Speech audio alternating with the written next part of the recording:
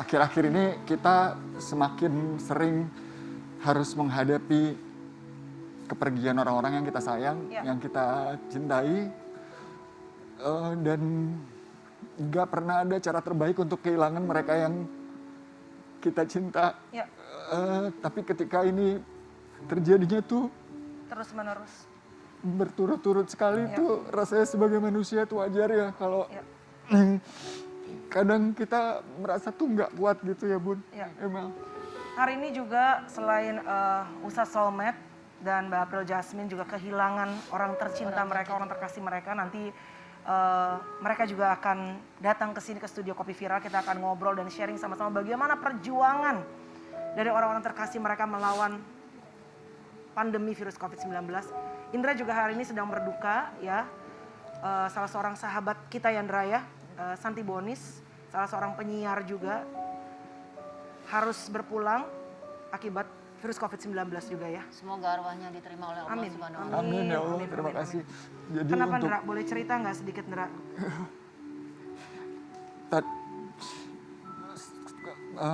Aku cukup dekat sama Santi. Sahabat terdekat kita juga.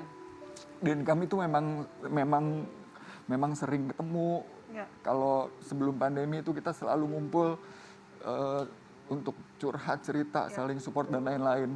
Tapi ketika kemarin pandemi kita akhirnya lebih sering kan video call dan ya udah ngobrolnya secara virtual gitu. Kemudian sekitar sebulan yang lalu ayah dari salah satu sahabat kami juga tuh meninggal.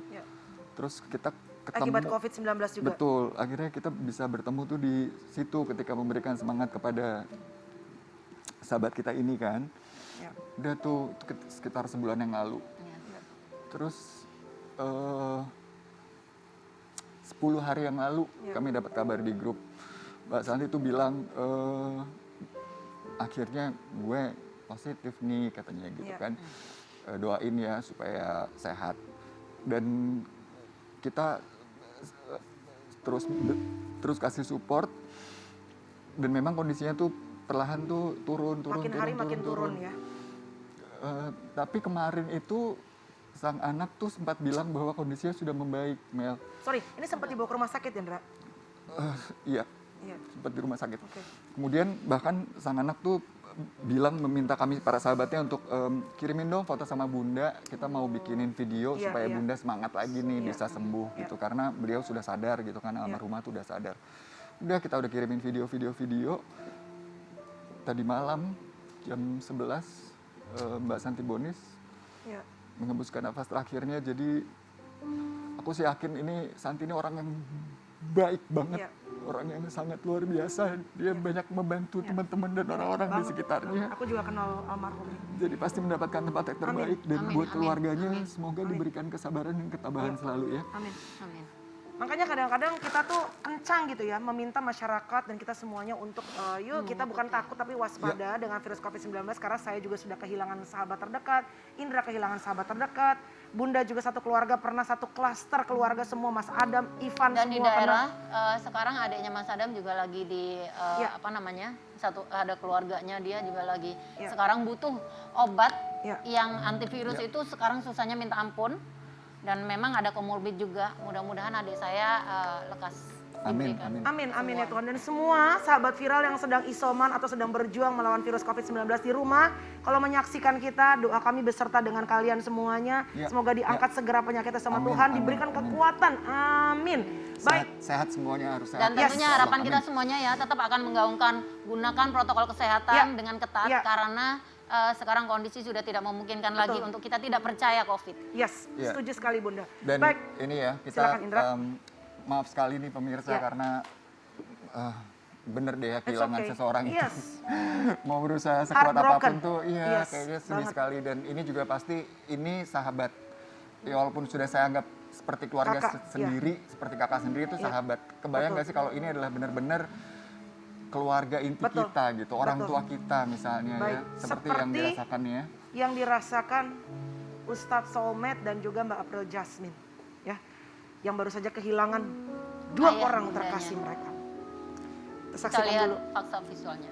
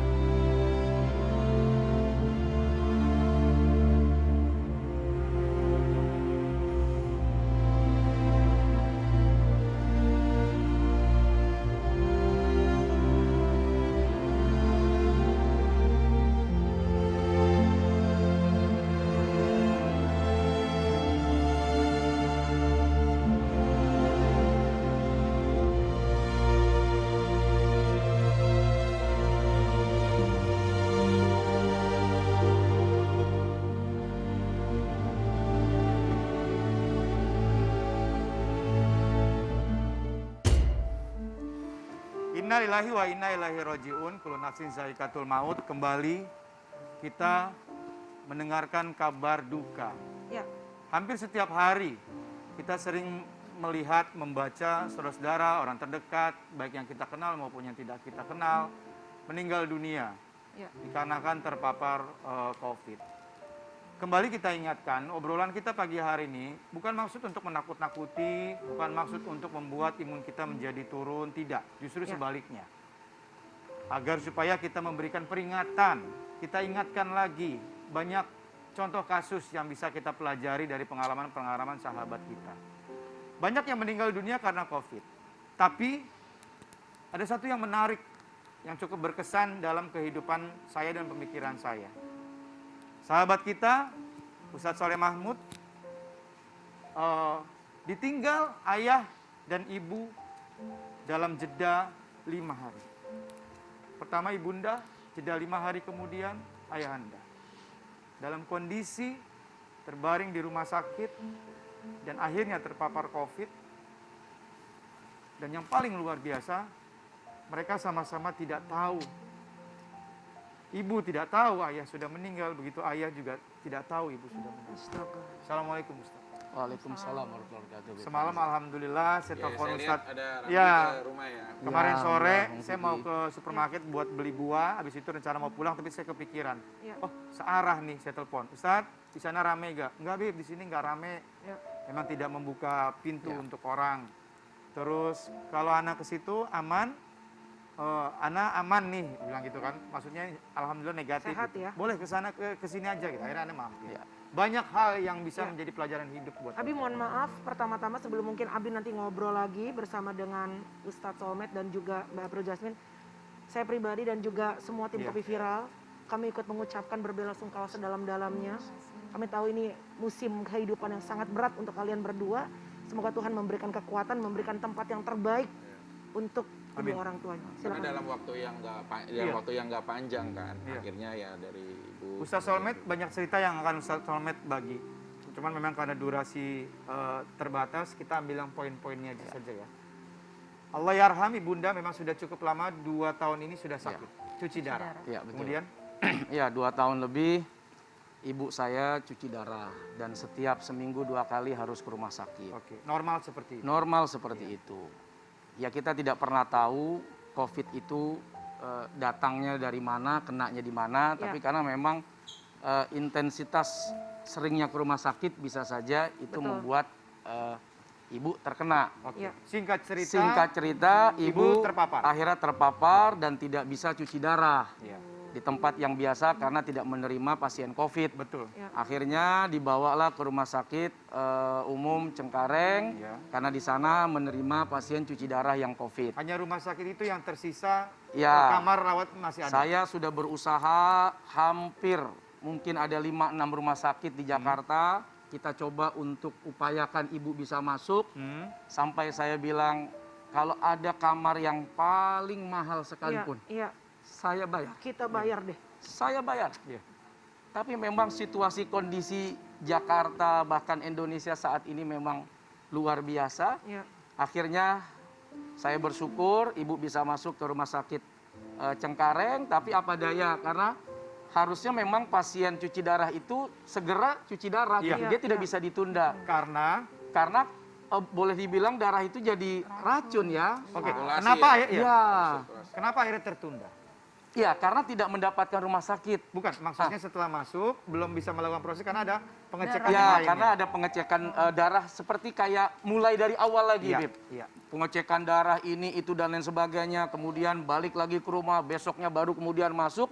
Sampai di sana hanya cuman kurang lebih 1,5 sampai 2 jam cuci darah yang harusnya 5-6 jam. Karena ada masalah di CDL-nya. Akhirnya ibu balik pulang, setelah itu hari Sabtu ibu balik lagi ke sana, emak saya, dan sampai di sana dia sudah mulai menurun kondisi. Oke, saya potong. Ya, silakan. Seperti yang Ustadz Solmed semalam ceritakan. Ketika sudah ibu sudah melakukan proses itu, bagaimana kondisi Bapak? Ya, kondisi ayah saat itu memang sudah dinyatakan COVID. Sempat tertular. Nah, tapi di hari Jumat itu saya melakukan pengecekan, ayah sudah negatif. Negatif. Alhamdulillah. Pokoknya kayak nggak ada apa-apa. Bapak sehat. Bapak tuh sehat, paling cuman kayak batuk. Terus saya tanya, gimana kondisi ayah? Nggak apa-apa, saya udah enakan, tinggal batuk aja. Ada yang dirasa mungkin kita bisa ke rumah sakit. Enggak, alhamdulillah, penting emak kamu aja lah itu diurus. Oke, baik, saya fokus ke emak. Jadinya tenang juga ya. Tenang gitu hati saya, jadi saya bisa fokus gitu kan. Karena anak, istri semua sudah saya fungsikan gitu. Biarlah saya yang berjuang di sini bersama dengan orang tua saya. Akhirnya hari Sabtu yang tadinya emak harus berangkat pagi. Ini menarik nih, ini menarik. Malam itu saya pesan sama ayah, ayah tolong ingatkan saya pagi-pagi jam 6, ingatkan emak juga agar kami bersiap-siap bawa emak. Baik, akhirnya ayah selesai kita sholat subuh bareng-bareng, saling mengingatkan, menyiapkan apa yang diperlukan oleh emak, kita masih nyiapin pakaian, mau nyiapin makanan, mau bawa ke rumah sakit. Tiba-tiba ayah nyesek. Nah, itu dia. Masya Allah, emak udah duduk persiapan berangkat, ayah udah nyesek, saya segera langsung cari oksigen. Mohon maaf Pak Ustadz, kasih tahu. Saturasi oksigen waktu itu berapa tiba-tiba? Saturasi ayah itu dari mulai 80 sampai anjlok ke 70-an. Pada saat itu? Pada saat itu. Berangkat cari oksigen? Saya berangkat cari oksigen semua habis.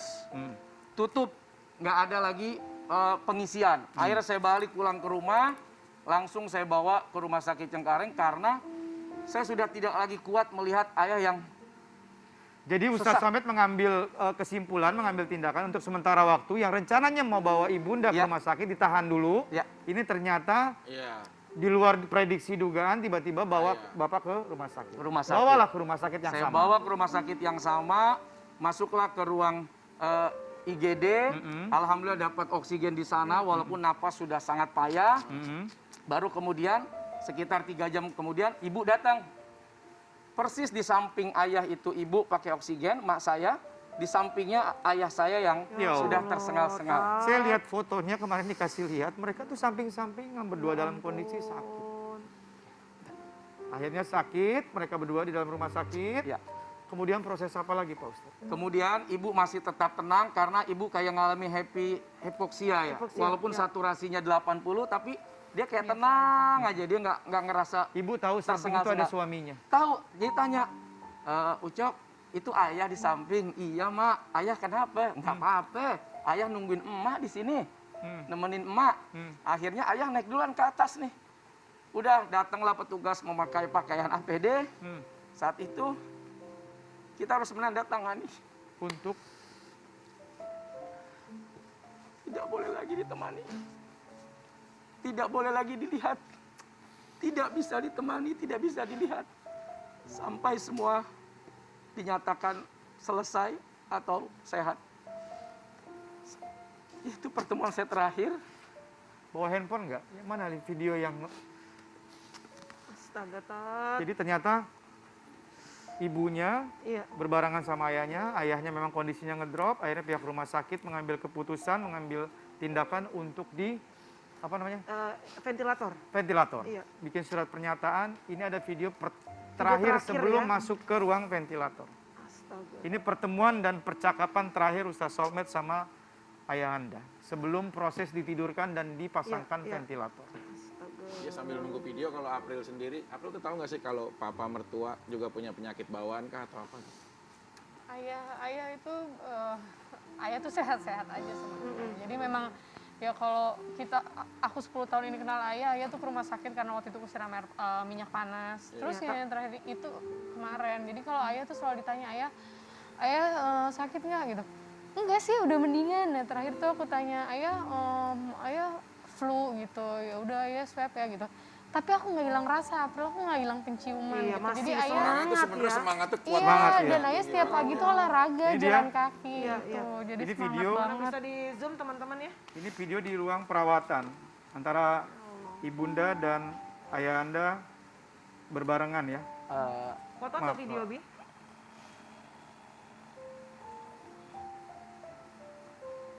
Iya, ini ibu saya. Iya, ini mereka berbarengan samping-sampingan. Video yang itu Pak Ustadz, yang Pak Ustadz tulis kepalanya, yang dia mau naik ke ruang atas. Iya. Aduh, ini berat Ya. sekali, luar biasa ya.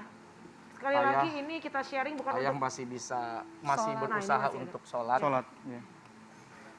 Saat sedang sesak. Walaupun kondisi sesak. Jadi saya waktu itu ngurus administrasi, tiba-tiba ayah turun melaksanakan sholat, saya temani di sampingnya. Pertemuan yang sebelum ke Kemudian ruangan. ini terakhir saya menemani ayah.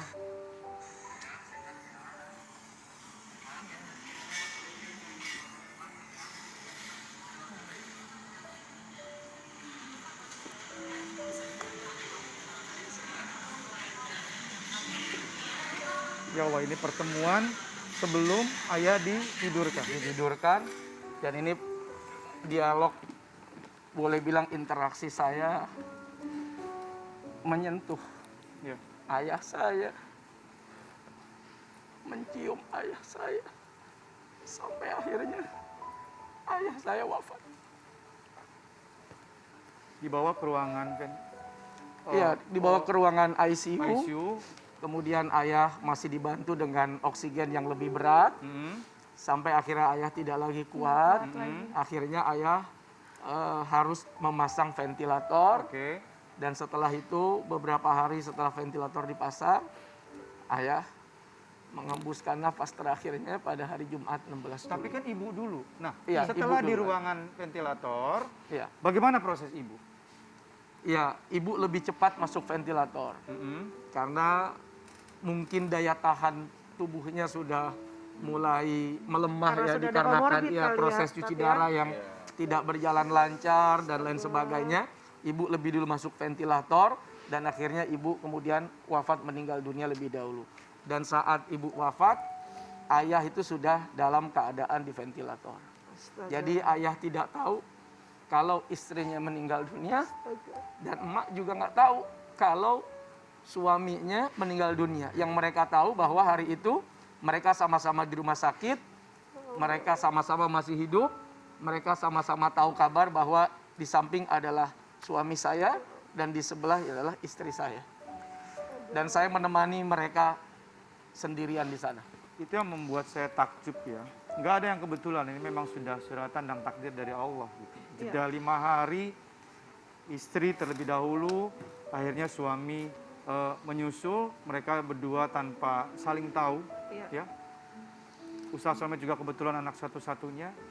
Dan ada satu hal yang kemarin Ustaz Somad sampaikan ke saya. Ini bisa menjadi bahan pelajaran juga buat kita semua. Ketika ada satu di momen Ustaz Somad menawarkan sesuatu kepada ayahanda. Iya, saat itu emak saya tahu bahwa dirinya tidak lagi mampu sebagai seorang istri. Ya. Karena Lemah. kondisi lemah, kondisi payah. Dan saat itu emak menyampaikan kepada ayah,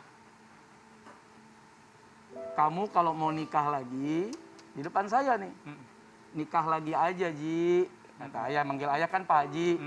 Nikah lagi aja Ji. Ayah cuman ketawa, ngomong apa sih kamu nih, kata ayah. Nggak apa-apa Ji, saya kan udah tua, saya sudah sakit-sakitan. Nah setelah itu saya panggil ayah nih.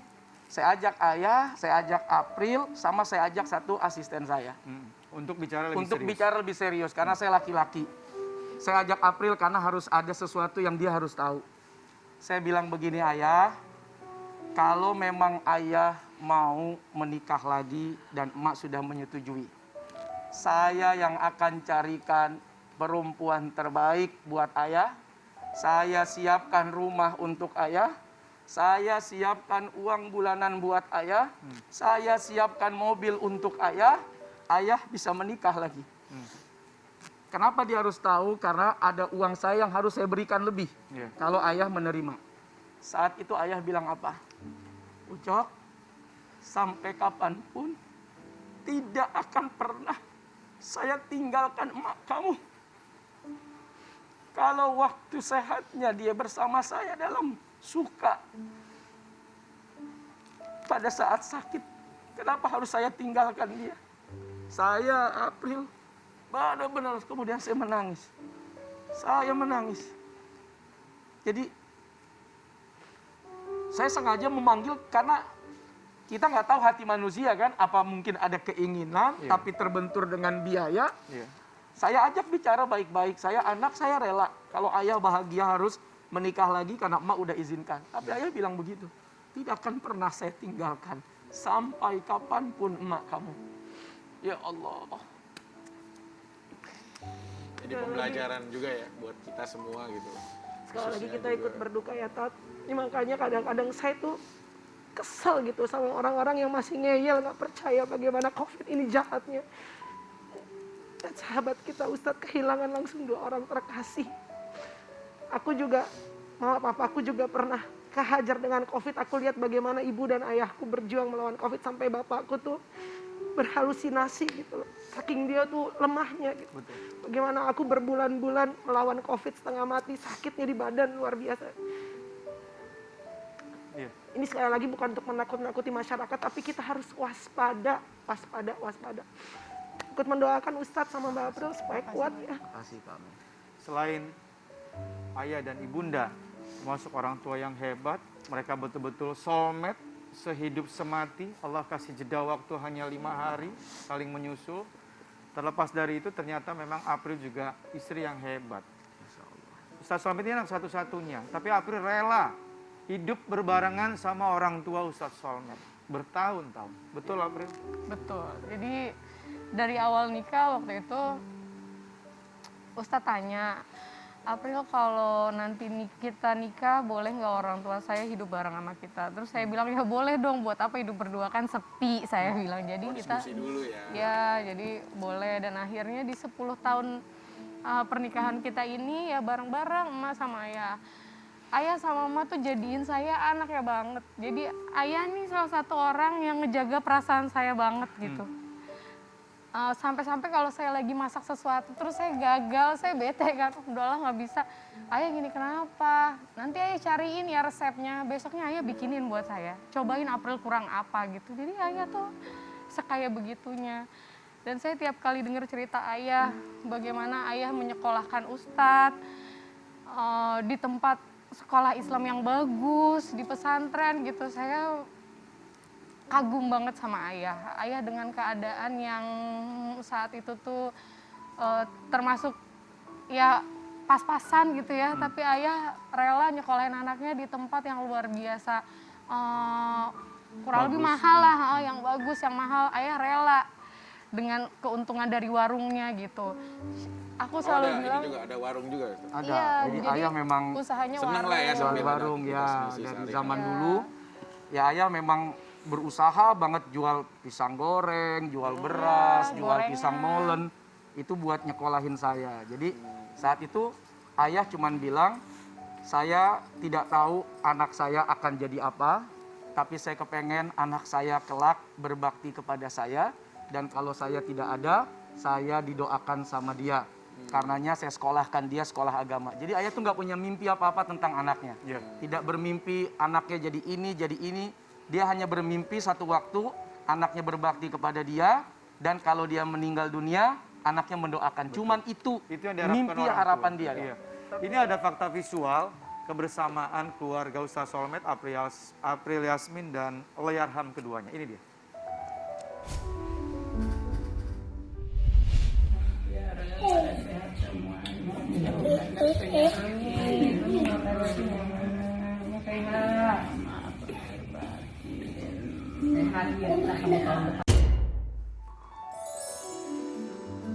Itu waktu hari raya kayaknya. hari raya. Idul Fitri. Idul Adha. Iya. Ini bentar lagi kan kita juga besok Idul Adha ya. Pastinya Idul Adha pertama juga ya ini Pak Ustaz, Ustadz. gimana perasaan? Darah daging ibu dan ayah Harusnya hari hilang ini tuh, dalam waktu 5 hari jeda. ini kan hari tanggal kelahiran saya. Iya. Harusnya hari ini tuh saya selalu minta doa sama mereka. Kita bikinlah acara kecil-kecilan makan di rumah sambil saya berharap doa. Tanggal 22 itu ulang tahunnya Sultan, anak saya. Biasanya kita bikin acara lagi untuk mendoakan Sultan agak lebih meriah daripada saya gitu. Kalau saya mau udah tua lah, nggak usah bikin acara macem-macem. Tapi kalau buat anak, hiburan buat dia, ada balonnya segala macam. Biasa ayah mak rapi lah, dandan karena ada cucunya. Hari ini buat saya berat karena biasanya Idul Adha itu kalau kita potong sapi, ayah tuh suka nemenin, Beb.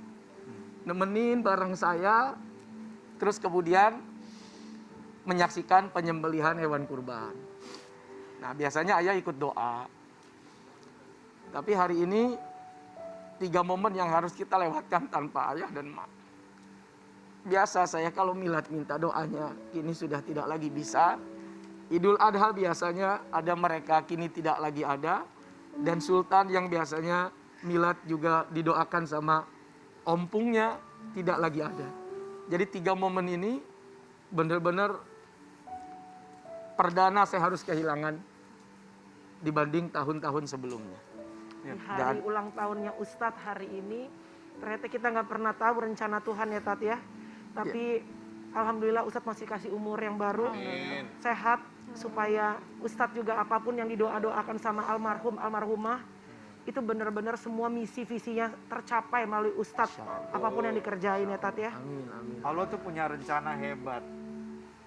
Ayah, ibu, waktunya memang harus diambil, tapi Allah sudah menyusun satu keluarga, sudah bisa ditemani. Ada April, ada 3 anak gitu. Kan nggak kebayang kalau ayah sama ibu meninggal dunia tapi Ustaz Somad masih sendiri. Iya. Ternyata Allah ada rahasia lain dan sangat luar biasa. Setidaknya saya merasa lebih ikhlas ya melepas ayah itu karena kita pernah hidup bersama, ayah dengan anaknya, menantunya, cucunya. Ayah juga sudah melihat saya berumah tangga, ayah juga sudah melihat cucu-cucunya, puas main mungkin dengan cucu-cucunya, bersama dengan emak. Dan akhirnya saya juga tidak membayangkan kalau harus kedua-duanya pergi meninggalkan saya tanpa diberikan jeda waktu. Jadi untuk saya bisa, kalau memang harus ada yang saya benahi lah. Iya, perbaiki. Saya perbaiki. Tapi kemudian saya berhusnuzon, ya Allah, mungkin ini sudah waktunya Engkau ambil ayah ibu saya, karena mungkin Engkau sudah merasa saya cukup bakti padanya. Dan mungkin juga Engkau melihat ayah ibu saya juga sudah cukup ibadahnya. Karenanya Engkau selamatkan saya dan Engkau selamatkan ayah ibu saya. Mungkin kalau terlalu panjang, sayanya jadi durhaka, kita tidak tahu. Dan saya selalu menghibur hati. Bang Fikri, hibur hati, cuman saya nggak punya abang, saya nggak punya kakak, saya nggak punya teman buat bercerita. Paling saja bercerita kepada April, saya hanya, dan saya selalu bilang sama April, ini kamar jangan pernah dibuka kalau ada saya. Kamar ayah, kamar emak. Karena saya selalu menganggap mereka masih tidur berdua di dalam kamar itu. Itu hiburan saya. Jadi kalau saya lagi ngerasa berat, saya cuma ngelihat ke pintu kamarnya, enggak. Dia ada di dalam kok. Mereka masih tidur. Mereka lagi tidur, lagi istirahat. Saya nggak mau ganggu lah. Saya nggak tahu bagaimana cara menghibur. Ya, saya mohon sama Allah, saya mohon sama semua teman-teman agar saya dikuatkan hati saya, dikuatkan jiwa saya, dikuatkan pikiran saya. Karena buat saya ini ujian yang sangat berat, kehilangan orang yang mencintai saya, menyayangi saya, mengasihi saya, dan saya cintai, saya sayangi, saya kasihi. Sampai waktu saya ya Allah, mungkin nggak perlu ditiru ya. Terserahlah mau ditiru atau tidak. Tapi saat itu saya memang menemani orang tua saya yang COVID. Saya tahu berat, mungkin kemungkinan saya harus kena. Terpapar. Itu terpapar sangat kuat. Karena saya begitu dekat. Tapi saat itu saya bilang, kalau saya tidak temani dia, bagaimana hati dan perasaannya saat saya tidak berada di sampingnya.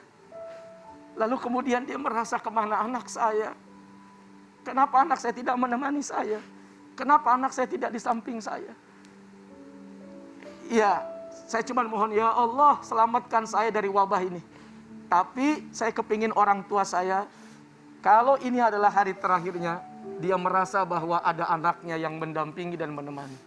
Karena saya tidak bisa mewakili kepada siapapun, Bib. Saya nggak punya abang, saya nggak punya adik. Hanya saya. Saya bisa merasakan. Jadi memang Ustadz Solmed dengan jiwa yang besar dan tahu resikonya, sebelum waktunya kedua orang tua Ustadz Solmed masuk ke ruang ICU dan melakukan ventilator, kalau sudah melakukan hal itu kan keluarga sudah tidak bisa bersentuhan. Tapi sebelum itu Ustadz Solmed yang merawat itu semua. Betul ya April? Iya, dan Bang Ramzi ini Kak semua. Aku tuh menyaksikan 10 tahun kebersamaan. Ustadz tuh selalu taruh orang tua di kamar paling depan. Karena setiap kali pulang dari manapun, Ustadz tuh selalu nemuin orang tuanya dulu dibandingin aku. Dulu saat abis ini aku tanya, kenapa kamu nemuin orang tua kamu dulu? Mereka tuh keramatnya aku, keramatnya kita yang ngedoain kita. Kalau kita dapat ridho dari orang tua, insya Allah Allah ngebahagiain kita semua April gitu. Jadi aku merasa oh iya berarti ini yang harus sangat-sangat dijaga gitu. Jadi aku juga sayang mereka karena Ustadz mengajarkan aku sebegitunya pada orang tua. Jadi kita sangat merindukan, apalagi ayah dan emak ini banyak kasih nasihat kehidupan. Banyak kasih nasihat kehidupan bagaimana sih, mereka dari nol. Setelah aku kan pesantren suka membaca ya ilmu atau apa sedikit wawasan ya. Ini bisa menjadi juga contoh untuk semua orang tua, pasangan bapak dan ibu, karena amal jariah yang akan dibawa sampai dia telah tiada adalah seseorang anak dari doa yang soleh. Dan aku yakin insya Allah Ustadz Solmed sangat begitu soleh, sangat begitu tahu saya kepribadiannya, bagaimana memberikan syiar-syiar Islam dan lain-lain. Insya Allah ini bisa menjadi amal jariah untuk almarhum dan almarhumah. Amin. Dan almarhum April, ya. dan almarhum dan almarhumah tenang ya. Tenang. Ustadz juga sama Mbak April benar-benar diberikan kekuatan karena kami tahu ini benar-benar nggak mudah. Aku nggak bisa ngebayangin perasaannya Ustadz sama Mbak April. Karena kalian hidup bersama ya, bukan cuma yang dekat, mungkin rumahnya bersebelahan. Ini kan ada kebiasaan yang tiap hari gitu.